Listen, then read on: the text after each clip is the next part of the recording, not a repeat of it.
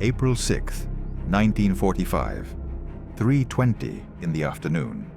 Rear Admiral Kosaku Ariga stands on the bridge of the largest battleship ever built, staring out at the calm sea south of Japan, while 2,767 men under his command prepare the ship to sail.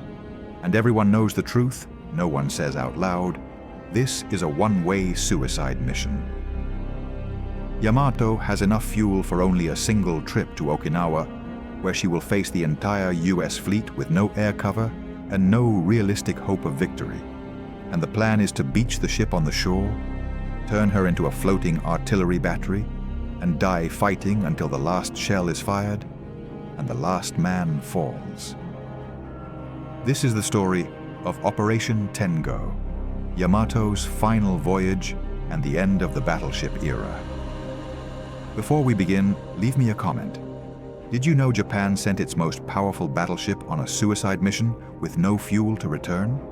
Did you know Yamato's story?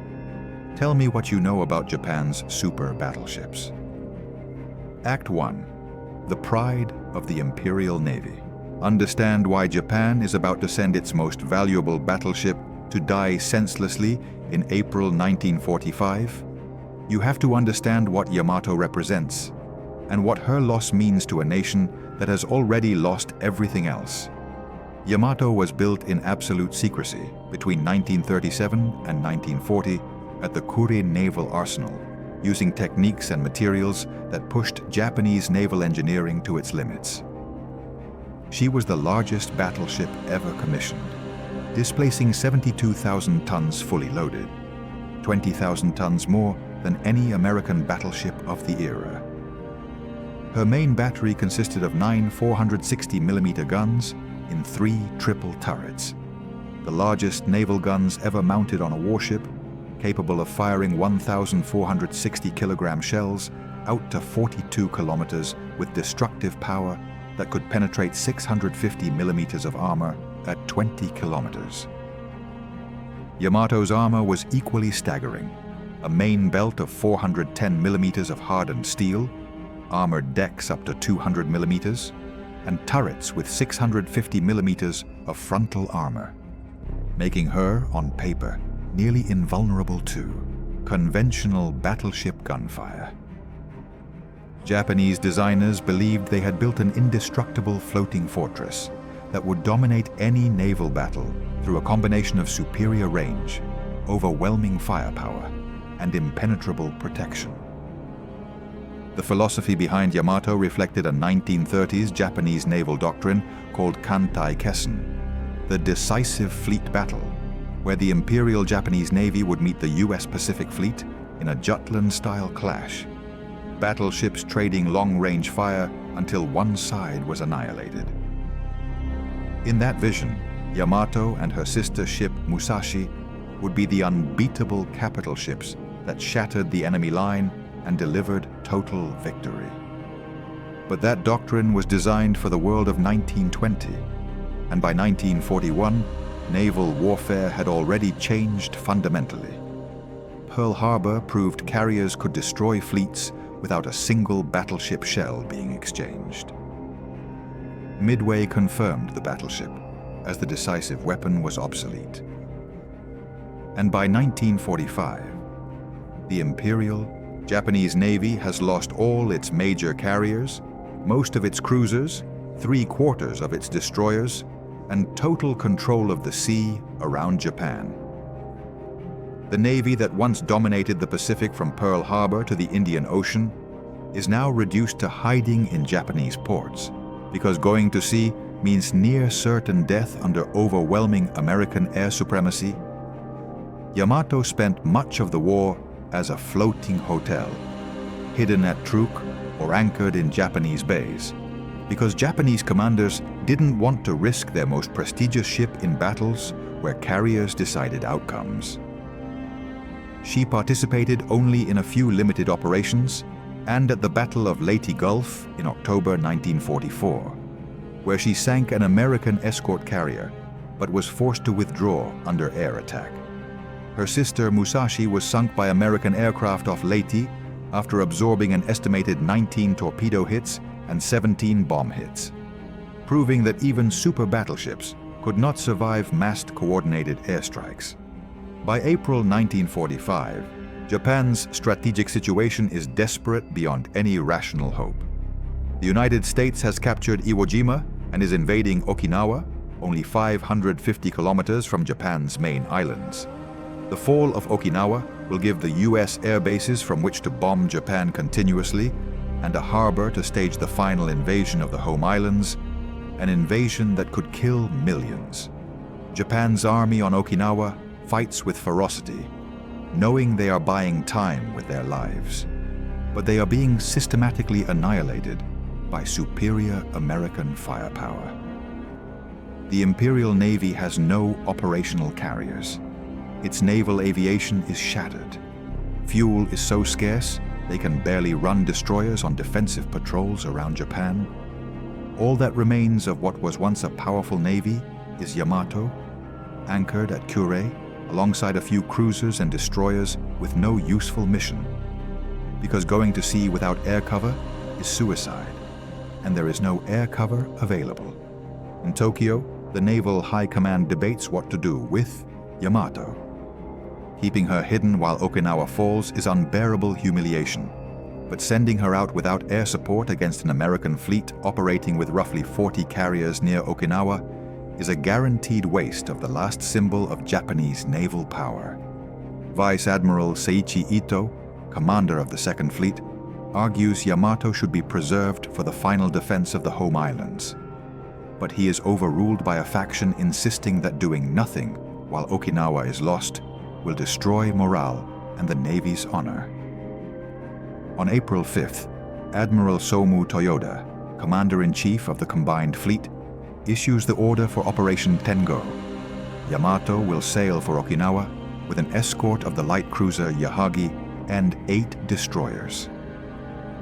Their mission is to break through American naval defenses around Okinawa, beach on the island's western shore, and use Yamato's main guns as fixed artillery to support Japanese troops ashore until she is destroyed. The crew will fight to the death.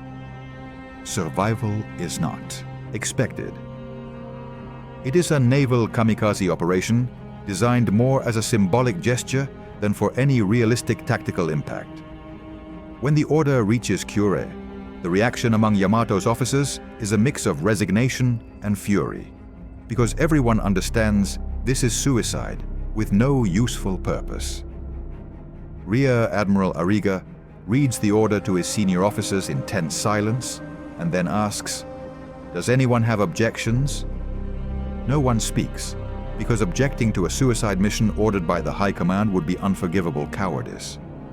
But several officers have tears in their eyes, understanding they are about to squander 2,767 lives and Japan's last battleship in an empty symbolic gesture. The biggest problem is fuel. In April 1945, Japan's oil reserves are nearly exhausted due to the American submarine campaign that has sunk virtually the entire Japanese merchant fleet, cutting off oil imports from Southeast Asia.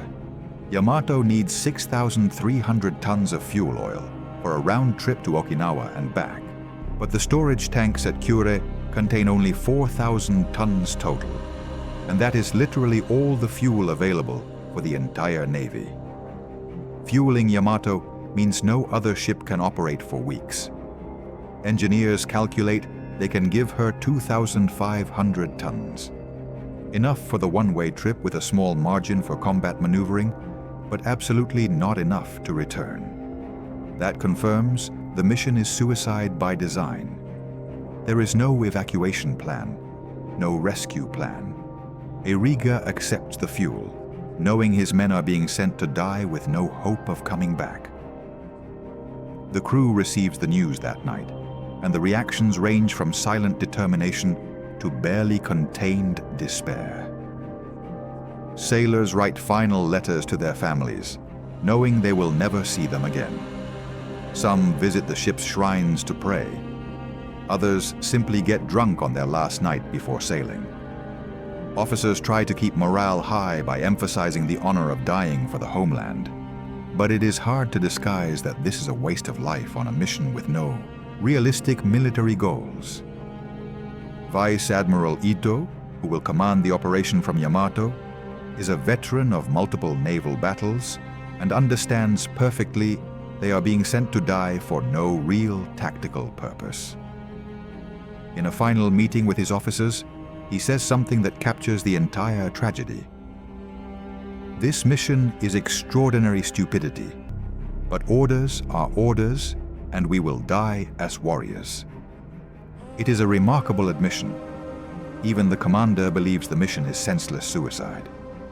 But Japanese military culture does not allow disobeying direct orders from the high command, no matter how absurd. On April 6th at 3:30 p.m., Yamato weighs anchor and begins moving slowly out of Kuri Bay, followed by the cruiser Yahagi and 8 destroyers forming the Special Surface Attack Force. An euphemism for a naval kamikaze squadron. Sailors on deck look toward land, knowing they will never return.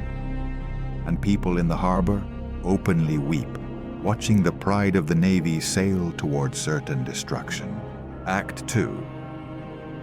The hunt begins Yamato, and her escort steams south through Japan's inland sea toward the Bungo Strait, the main exit into the open ocean. As they proceed, Vice Admiral Ito transmits a final message to all crews. The fate of the Empire rests on this operation. Every man must fight to his last breath with absolute faith in victory. They are stirring words, but hollow, because everyone aboard knows there is no possibility of victory, only delayed death. The formation zigzags defensively at 20 knots, a relatively slow speed because the older destroyers cannot maintain Yamato's maximum 27 knots, and they must conserve fuel for any chance of returning, even though Yamato herself has no such option. Lookouts constantly scan the sky because the greatest threat is not American surface ships, but aircraft that can strike long before the Japanese force comes anywhere near Okinawa. What the Japanese do not know is that they were detected almost immediately after leaving Kure. American submarines patrol the waters around Japan's naval bases precisely for this kind of movement. At 4 p.m., the submarine USS Threadfin detects the formation acoustically and reports multiple surface contacts moving south at high speed, possibly a major attack force. The report reaches Admiral Raymond Spruance, commander of the 5th Fleet coordinating naval operations around Okinawa. Spruance reads it and immediately understands what is happening. U.S. naval intelligence has been monitoring Japanese communications and knew something large was being planned. The idea that Yamato would sortie without air cover seems so suicidal that some American officers initially doubt the report, thinking it must be a smaller group. But aerial reconnaissance confirms it. Japan's super battleship is at sea, heading straight for Okinawa. Spruance's reaction is calculated and lethal. He has Task Force 58, 11 fleet carriers plus 6 light carriers, carrying more than 1,000 aircraft, fighters, dive bombers, and torpedo bombers. He could send battleships to intercept in a traditional surface engagement, an epic artillery duel, but that would risk unnecessary American losses when he can simply bomb Yamato to destruction from the air without risking a single surface ship. Spruance orders Rear Admiral Mark Mitcher, commander of Task Force 58, detect, locate, and destroy the enemy surface force. Mitcher, who has waited for this opportunity ever since he learned Yamato still existed, begins planning a massive airstrike to be launched at dawn on April 7th, once Yamato's position is confirmed precisely. Aboard Yamato, the night of April 6th is tense. Everyone expects American detection at any moment, but the hours pass with no attacks, creating a false hope that perhaps they can reach Okinawa unmolested. Some sailors sleep at their stations, others stay awake, staring into the darkness, waiting for the dawn that will likely bring death from above. at 6 a.m. on April 7th, the formation has cleared the Bungo Strait and is in open water, steaming south-southwest directly toward Okinawa, about 350 kilometers away. The weather is partly cloudy with moderate visibility and relatively calm seas, perfect conditions for air operations. Ito orders speed increased to 22 knots, trying to cover as much distance as possible before the inevitable attacks arrive. At 8:23 a.m., American scout planes locate the formation and transmit an exact position: 30 degrees, 47 minutes north, 128 degrees, 4 minutes east, course 205 degrees, speed 22 knots. On the carriers of Task Force 58, alarms sound. Crews rush to battle stations. Pilots sprint toward their aircraft as deck crews frantically load bombs and torpedoes. Mitchell launches the first wave at 10 a.m. 280 aircraft, 98 F-6F Hellcat fighters for air cover, 132 SB-2C Helldiver dive bombers, and 50 TBF Avenger torpedo bombers armed with 1,000-pound bombs and Mk-13 torpedoes. It is a massive air armada designed to overwhelm Yamato's anti-aircraft defenses through coordinated attacks from multiple directions at once. On Yamato, lookouts spot the approaching formations around 12:30 p.m. Air raid alarms howl, and the entire crew races to battle stations. The ship's anti-aircraft defenses are formidable: 12 127mm dual-purpose guns, 24 25mm AA guns in triple mounts, and roughly 150 single 25mm mounts, together capable of throwing up an impressive wall of fire. Gunners take position, ammunition is fed, and fire control officers calculate ranges and approach vectors. Ariga stands on the bridge watching the enemy formations closing in and knows this is the beginning of the end. He orders violent evasive maneuvers and the preparation of Sanshikidan special shells, 460mm anti-aircraft rounds designed to burst and scatter shrapnel clouds, but already proven ineffective against fast maneuvering aircraft. The reality is simple. No amount of anti-aircraft fire can stop 280 planes attacking in a coordinated strike. Act 3. The Massive Attack. At 12:41 p.m., the first Hellcats arrive over the Japanese formation at around 8,000 feet, probing defenses and drawing fire to identify concentrations of anti-aircraft guns. Yamato and her escorts open fire immediately, filling the sky with black bursts from 127mm shells and red tracer streams from 25mm guns. It is visually spectacular, but American pilots, veterans of dozens of similar strikes, are not intimidated, and they begin coordinating the assault. Avenger torpedo bombers drop to 200 feet above the water, approaching from multiple directions, while Helldiver dive bombers climb to 12,000 feet to set up near vertical dives. The tactic is standard: the hammer and anvil, where torpedo planes attack at sea level, forcing the target to turn hard, while dive bombers strike from above when the ship is committed to a maneuver and vulnerable.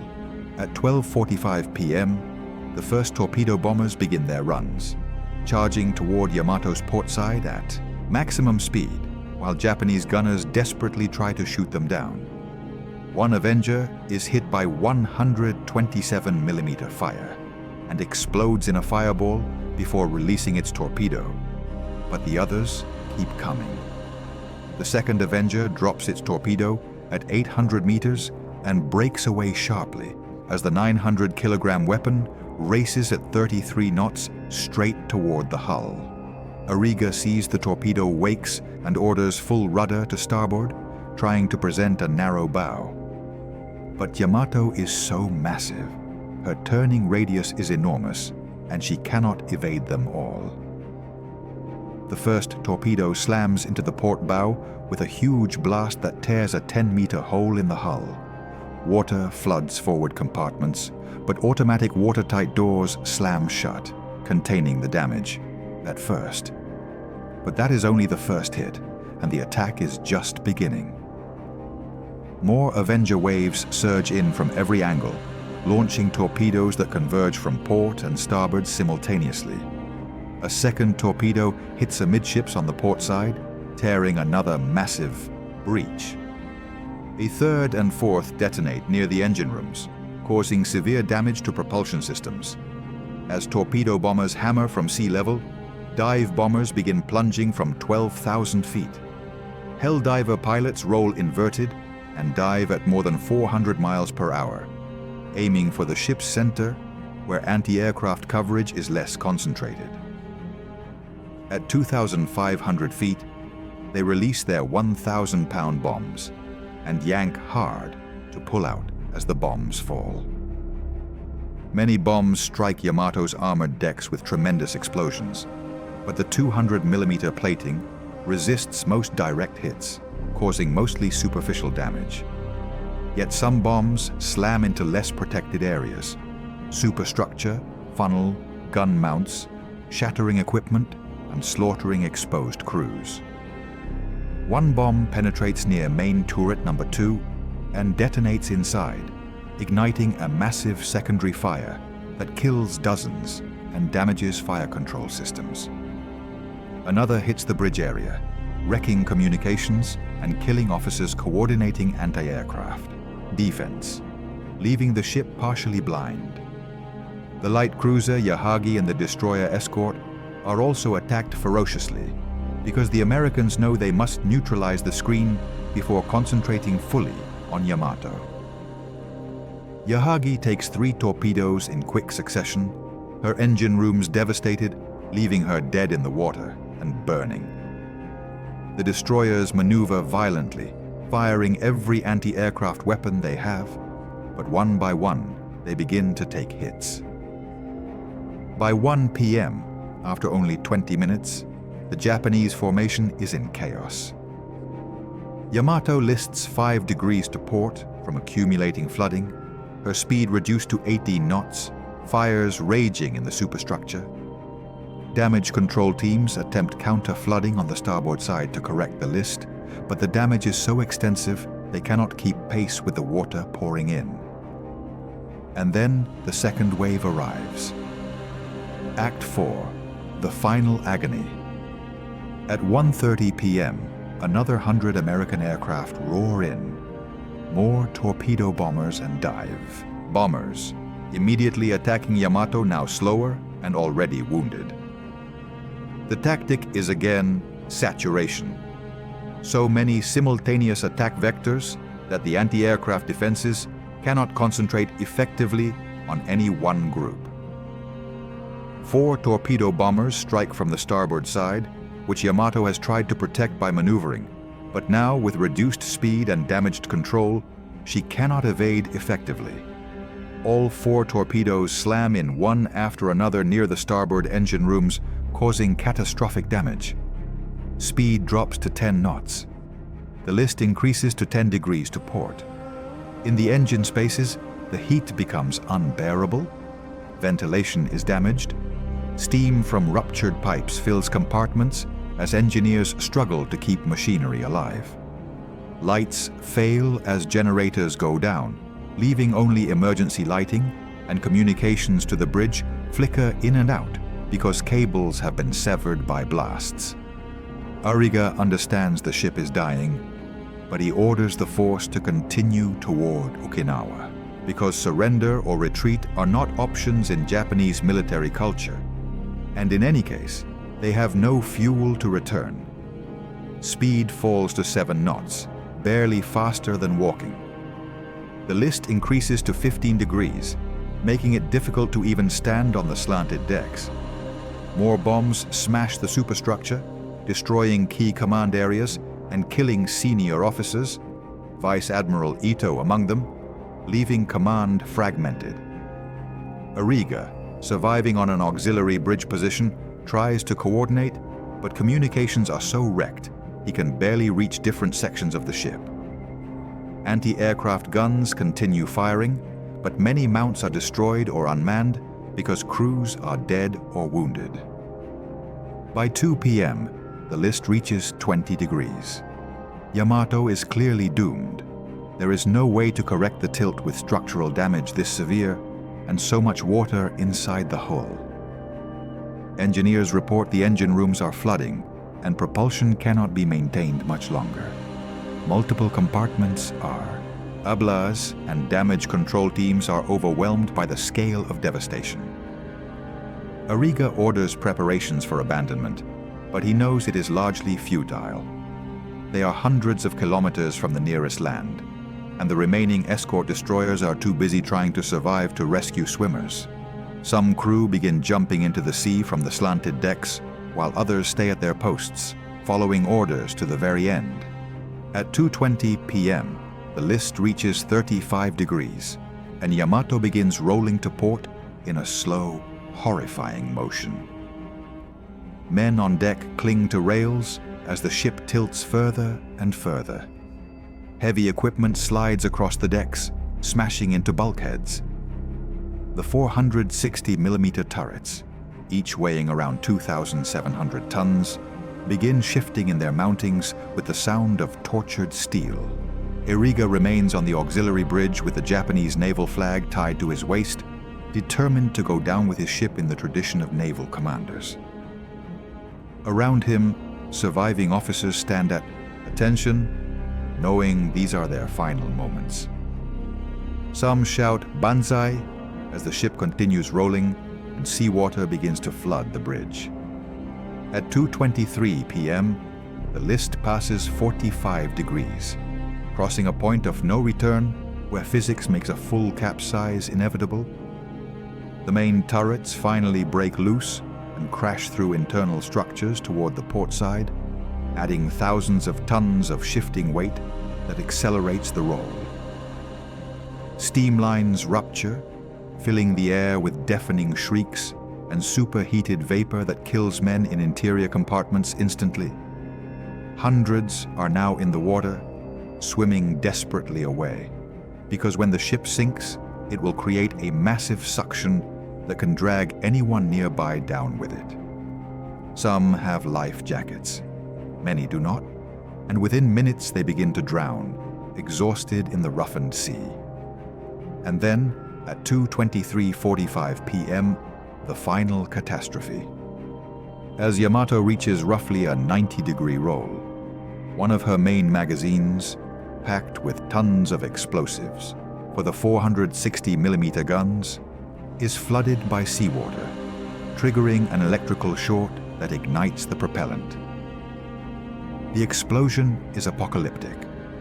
A column of smoke and fire surges more than 6,000 meters into the sky, visible from over 100 kilometers away. The blast obliterates the ship, ripping her into sections that sink rapidly, carrying hundreds trapped inside to their deaths, while multi-ton armor plates are hurled kilometers through the air. American aircraft returning to their carriers feel the shockwave slam their planes, and pilots look back to see the towering smoke column, marking the grave of the most powerful battleship ever built. Less than 3 minutes after the explosion, Yamato disappears beneath the waves with 2,498 crewmen, including Vice Admiral Ito, Rear Admiral Ariga, and nearly all senior officers. Only 269 men survive, rescued by Japanese destroyers that return hours later to search the oil-slicked sea filled with wreckage and bodies. The cruiser Yahagi sank an hour earlier after taking 7 torpedo hits and 12 bombs, losing 446 of her roughly 1,000 crew. 4 of the 8 escort destroyers were sunk with combined losses of more than 1,000 sailors. The 4 surviving destroyers escaped badly damaged and suffering heavy casualties. American losses, by contrast, are absurdly low. 10 aircraft shot down, mostly by Yamato's intense anti-aircraft fire before her defenses were saturated, and 12 aviators killed or missing. The casualty exchange is so disproportionate, it proves the total obsolescence of the battleship in the age of carrier air power. Act 5. The end of an era. News of Yamato's sinking reaches Tokyo that night, and the Naval High Command reacts with stunned silence. Everyone knew the mission was suicidal, but there had been a tiny, irrational hope that perhaps the super battleship might accomplish something before being destroyed. Instead, she is annihilated without ever sighting an enemy surface ship and without firing a single main gun shell at Okinawa. For Japan, Yamato's loss is a devastating psychological blow. She represented the last remnant of naval power that once dominated the Pacific. Her destruction confirms the Imperial Navy no longer exists as an effective combat force, and that Japan is completely at the mercy of American supremacy at sea and in the air. The families of the roughly 3,700 sailors killed in the operation receive official notifications of death in combat, but the full details of the senseless one-way mission are suppressed to avoid further damage to public morale. Admiral Toyoda, who ordered the operation, never publicly admitted it was a massive tactical error, but in memoirs written after the war, he acknowledged Tengo was more a desperate attempt to prove the Navy was not completely useless than an operation with realistic military objectives. He wrote, "We preferred death with honor to survival with humiliation," summarizing the mindset that sent thousands to die for no useful purpose. For the United States, Yamato's sinking is a significant victory, but also anticlimactic. Many American naval officers had hoped for a traditional surface battle where U.S. battleships could prove themselves against the Japanese super battleship in an epic gunnery duel. Instead, it is simply an air power demonstration. Relatively inexpensive aircraft destroy the most expensive capital ship ever built, with little risk to American surface forces. Admiral Spruance later remarked, "Yamato was built for an era that ended at Pearl Harbor. Her destruction merely confirmed what we already knew. Aircraft carriers are the decisive weapons of modern naval warfare, and battleships are relics." It is a harsh statement, but accurate. After 1945, no nation builds a new battleship, recognizing they are too expensive and too vulnerable to justify. Yamato's wreck lies on the seafloor at about 340 meters depth, roughly 290 kilometers southwest of Kagoshima, where she sank on April 7, 1945. The wreck was located in 1985 by a Japanese expedition, and underwater photographs show massive sections of the hull, including one main turret separated from the ship, confirming the violence of the final explosion. The site is considered an official war grave, and visits are restricted out of respect for the dead. Every year on the sinking anniversary, survivors and families hold memorial ceremonies in Kure, where Yamato was built, and a museum dedicated to the ship exhibits recovered artifacts, photographs, and survivor testimonies to preserve the memory of the crew who died. The debate continues. Was the mission an act of desperate courage, or a criminal waste of life for an empty symbol? Survivors themselves are divided. Some say they fulfilled their duty honorably, while others express bitterness at being sent to die with no realistic chance of achieving the mission's goals. Mitsuru Yoshida, a surviving officer, later wrote, "We knew it was suicide, but orders were orders, and to die for the emperor was considered the highest honor, though personally I thought wasting so many lives was stupidity, not heroism." Operation Tengo and Yamato's sinking symbolize the end of the battleship era that began with HMS Dreadnought in 1906 and dominated naval thinking for 40 years. The battleship was considered the supreme instrument of sea power, nations competing to build ever larger and more powerful ships believing control of the oceans depended on gunnery superiority.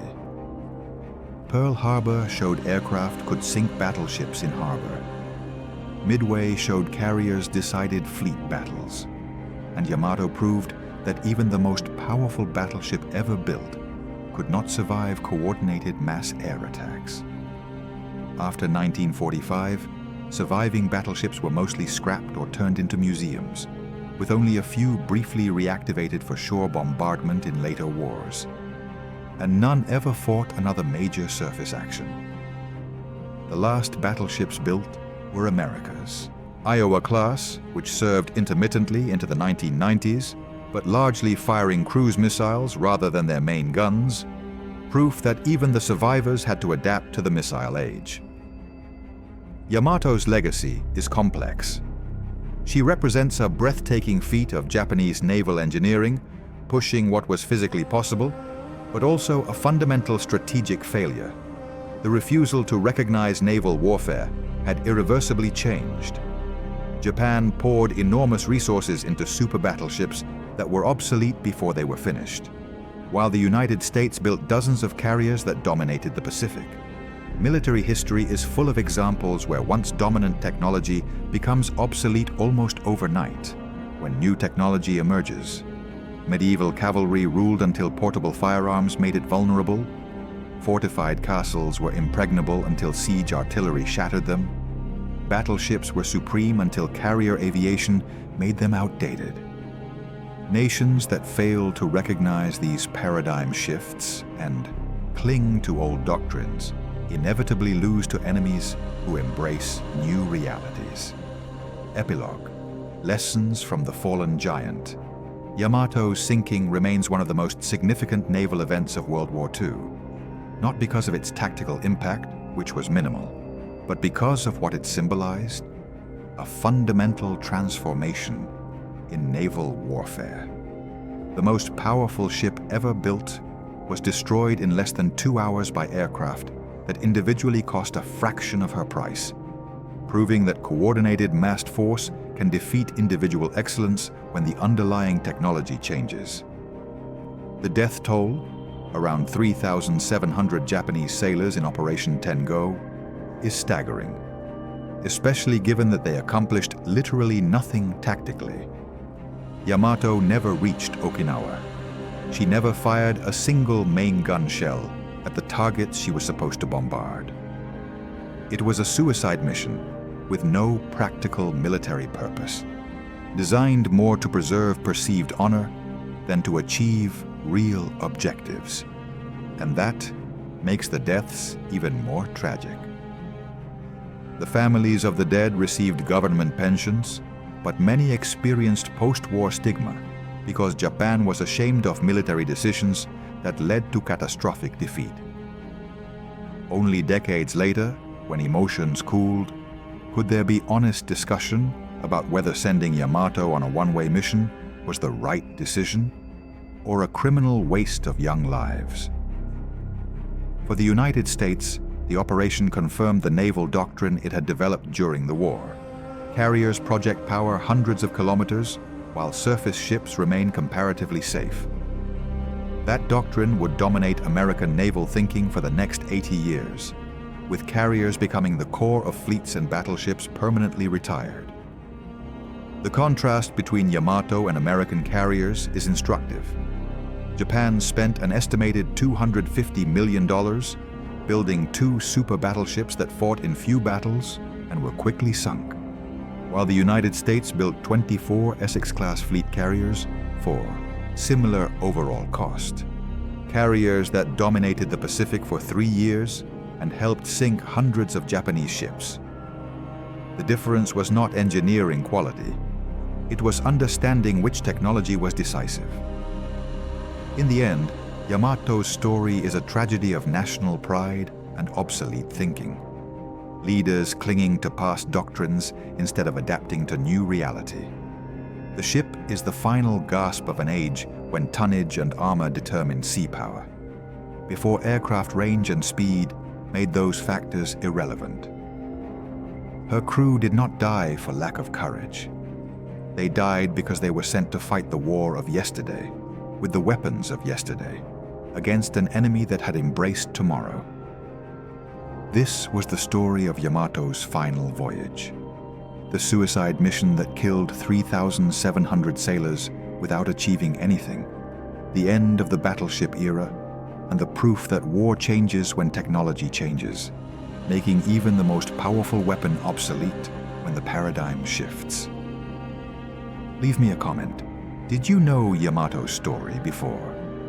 Do you think Operation Tengo had any tactical value, or was it purely a waste? What do you think about a military culture that values an honorable death over pragmatic survival? Would you like me to make videos about other naval battles of World War II?